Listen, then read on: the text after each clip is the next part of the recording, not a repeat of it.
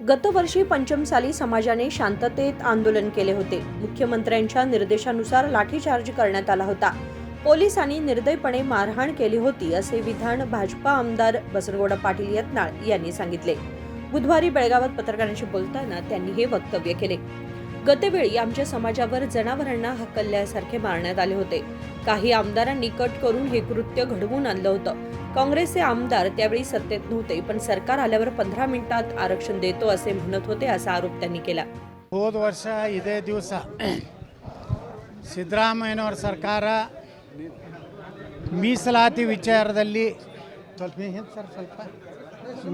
ಮೀಸಲಾತಿ ವಿಚಾರದಲ್ಲಿ ಅತ್ಯಂತ ಶಾಂತಿಯುತವಾಗಿ ನಡೆದಂತಹ ಹೋರಾಟ ಮತ್ತು ಸುವರ್ಣಸೌಧ ಕಡೆ ಮುಖ್ಯಮಂತ್ರಿಗಳಿಗೆ ಮನವಿ ಪತ್ರ ಸಲ್ಲಿಸಬೇಕು ಅನ್ನೋ ಉದ್ದೇಶದಿಂದ ಹೋಗ್ತಿರುವಂತಹ ಸಹಸ್ರಾರು ಸಂಖ್ಯೆಯ ಪಂಚಮಸಾಲಿ ಬಂಧುಗಳ ಒಂದು ರ್ಯಾಲಿ ಮೇಲೆ ದಿಢೀರನೆ ಮುಖ್ಯಮಂತ್ರಿಗಳ ನಿರ್ದೇಶನದ ಪ್ರಕಾರ ಲಾಠಿ ಚಾರ್ಜ್ ಮಾಡಿದಂಥದ್ದು ಮತ್ತು ಅತ್ಯಂತ ನಿರ್ದಾಕ್ಷಿಣ್ಯವಾಗಿ ಮನುಷ್ಯತ್ವವನ್ನು ಬಿಟ್ಟು ಏನು ಇವತ್ತು ಹೀನಾಯವಾಗಿ ಇವತ್ತು ನಮ್ಮ ಸಮಾಜದ ಅನೇಕ ವಯೋವೃದ್ಧರಿಗೆ, ಹಿರಿಯರಿಗೆ, ಯುವಕರಿಗೆ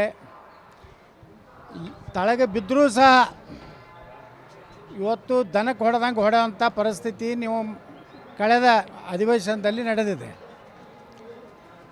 ಇದರ ಹಿಂದೆ ಮೀಸಲಾತಿಯನ್ನು ಕೊಡಿಸಬೇಕನ್ನುವಂತಹ ಹೋರಾಟದಲ್ಲಿ ಭಾಗವಹಿಸಿ ಶಾಸಕರಾಗುವವರಿಗೆ ಸಮಾಜದ ಎಲ್ಲ ರೀತಿಯ ಹೋರಾಟದಲ್ಲಿ ಭಾಳ ದೊಡ್ಡ ದೊಡ್ಡ ವೀರಾವೇಶದ ಮಾತುಗಳನ್ನು ಹೇಳಿ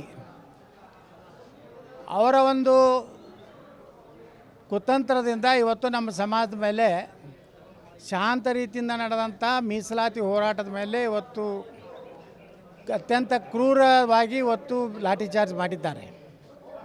ಇದರಿಂದ ಇಡೀ ಪಂಚಮಸಾಲಿ ಸಮಾಜ ಅಷ್ಟೇ ಅಲ್ಲ, ನಾವು ಕೇಳ್ತಾ ಇರೋದು ಪಂಚಮಸಾಲಿ ಸಮಾಜ ಜೊತೆಗೆ ಲಿಂಗಾಯತ ಉಳಿದ ಏನು ನಮ್ಮ ಉಪಜಾತಿಗಳಿದಾವೆ, ಮರಾಠ ಸಮಾಜ, ಜೈನ ಸಮಾಜ, ಇವೆಲ್ಲ ಸಮುದಾಯಗಳು ಕೂಡಿ ಏನು ನಮ್ಮ ಹಿಂದಿನ ಸರ್ಕಾರ ಬೊಮ್ಮಾಯಿ ಸರ್ಕಾರ ಏನು 2D ಕೊಟ್ಟಿತ್ತು ಅದನ್ನಾದರೂ ಪುನರ್ಸ್ಥಾಪಿಸಿ. ಇಲ್ಕಂದರೆ ಕಾಂಗ್ರೆಸ್ಸಿನ ಕೆಲವೊಂದು ಶಾಸಕರು ಮಾಜಿ ಇದ್ದಾಗ ಹೇಳಿದರು, ನಾವು ನಮ್ಮ ಸರ್ಕಾರ ಬಂದ 15 ನಿಮಿಷದಲ್ಲಿ 2A ಕೊಡಿಸ್ತೀವಿ ಅಂತೇಳಿ.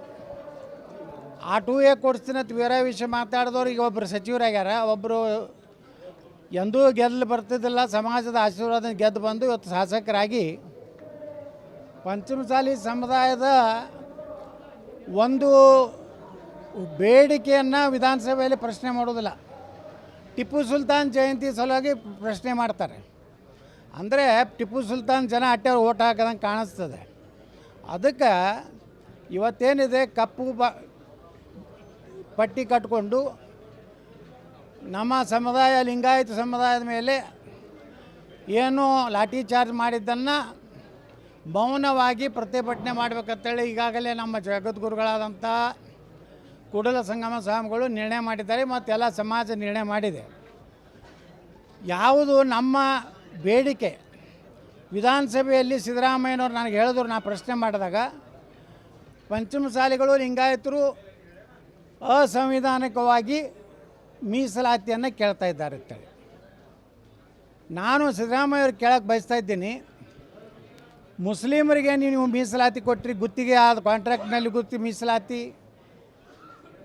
ಅವ್ರಿಗೆ ಪ್ರವರ್ಗವನ್ನು ಬೇರೆ ಒಂದು ಮಾಡಿ ಮೀಸಲಾತಿ 4% ಕೇವಲ ಮುಸ್ಲಿಮರಿಗಾಗಿ ನೀವು ಮೀಸಲಾತಿ ಕೊಟ್ಟಿರಲ್ಲ. ಇದು ಸಂವಿಧಾನಾತ್ಮಕ ಇದೆಯಾ? ನೀವು ಸಂವಿಧಾನ ಬಗ್ಗೆ ಮಾತನಾಡೋರು ಮುಸ್ಲಿಮರಿಗೊಂದು ಕಾನೂನು, ಲಿಂಗಾಯತರು ಹಿಂದುಳಿದ ವರ್ಗಗಳಿಗೆ ಒಂದು ಕಾನೂನು, ನೀವು ನಿಮ್ಮ ಸಮಾಜಕ್ಕೆ ಎಷ್ಟಿಗೆ ಕೊಡಿಸೋದಾಗ್ತಾಯಿಲ್ಲ. ನಿಮ್ಮ ಸಮಾಜಕ್ಕೂ ದ್ರೋಹ ಮಾಡಿರಿ, ಈಗ ಲಿಂಗಾಯತರಿಗೂ ದ್ರೋಹ ಮಾಡಿರಿ. ಮುಸ್ಲಿಮರ ವೈಭವೀಕರಣ ನೀವು ರಾಜ್ಯದಲ್ಲಿ ಏನು ಮಾಡ್ತಾಯಿದ್ದೀರಿ. ಮುಂದಿನ ದಿವಸಗಳಲ್ಲಿ ಇದಕ್ಕೆ ತಕ್ಕ ಪಾಠ ಜನ ಕಲಿಸ್ತಾರೆ.